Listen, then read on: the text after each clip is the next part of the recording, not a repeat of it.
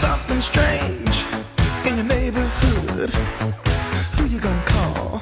Ghostbusters! If there's something weird and it don't look good, who you gonna call? Ghostbusters! The smash 1984 comedy Ghostbusters has always been a favorite among crowds, sparking a sequel, spin-offs, video games, and a live-action movie reboot.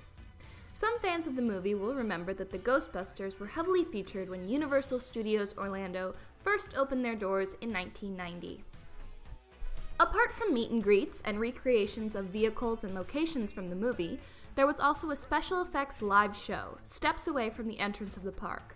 Created by the Goddard Group, who also designed the Conan the Barbarian show and Confrontation, the show featured the Pepper's Ghost technique, similar to the Haunted Mansion.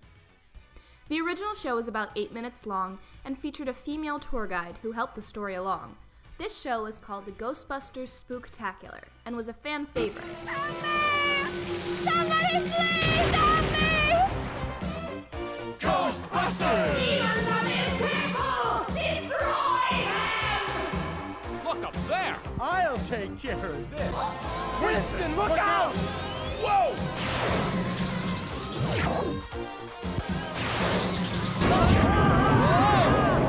Let's show this sailor how we play downtown!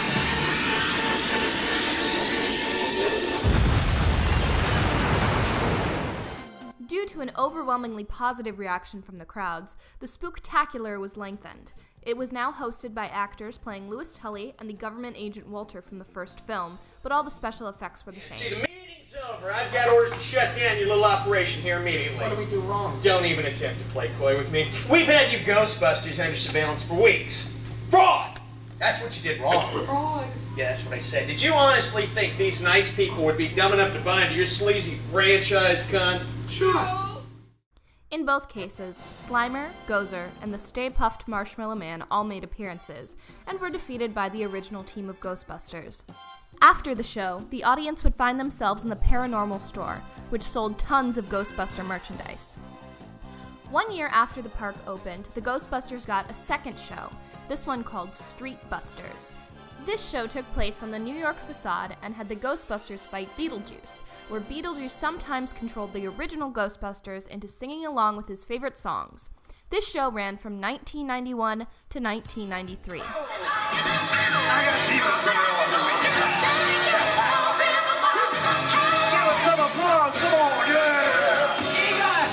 have to activate the trap! Let's try to make our way over there. I don't think so. Hammer time.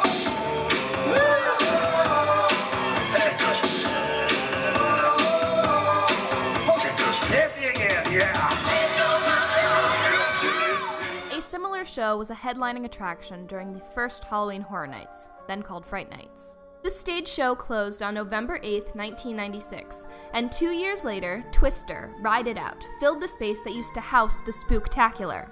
It is unclear why Twister took over the Ghostbusters, especially considering the respective cultural impact of the two films, but perhaps audiences just weren't familiar with the Ghostbusters anymore.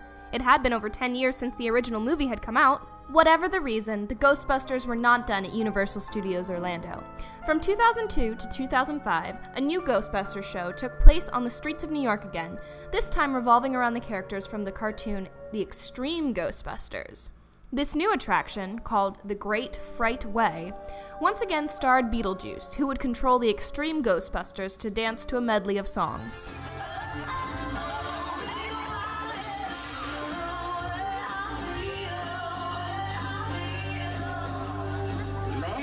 I feel like a woman.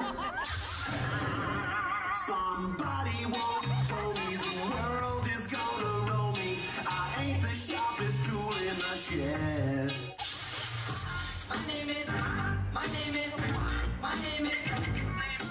In 2005, however, Universal decided not to renew the theme park rights for the Ghostbusters and removed any mention of them from the parks. The Ecto-1 that was used in street shows was left to rot in a backlot until a private buyer took it off their hands. But before Universal Orlando was even built, there were talks for the Ghostbusters to appear in a different theme park franchise. After the movie proved itself to be a success, Six Flags wanted to create a Ghostbusters ride for their Texas park, with hopes to expand it to other parks. Concept art shows it to be a mix between the Haunted Mansion and Men in Black Alien Attack. Guests were going to be recruited by the Ghostbusters to help get rid of ghosts in the Hauntington Hotel. They would get into their Ghostmobiles and shoot at prop and CGI targets, getting points for every ghost that they busted. Concepts and models were created, but when the construction was about to begin, the Six Flag Company was sold and the new owners were not interested in the ride. Then Universal bought the theme park rights and the Six Flag ride would never see the light of day. A similar version of the ride would come to exist in a Dubai theme park, Motion Gate, where viewers shoot at ghosts, but it's done mostly with screens.